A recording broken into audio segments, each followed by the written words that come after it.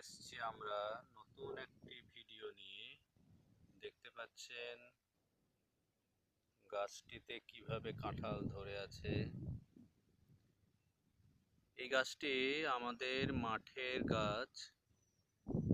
অজস্র কাঁঠাল রয়েছে, পাশাপাশি দুটো গাছ রয়েছে।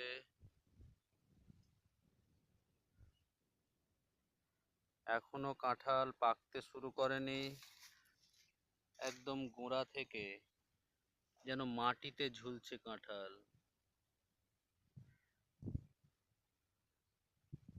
দেখতে পাচ্ছেন আপনারা কিভাবে কাঁঠাল মাটির মধ্যে ঝুলে রয়েছে,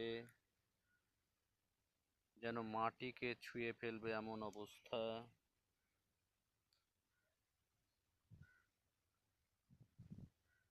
এই গাছ দুটি মাঠে অবস্থিত।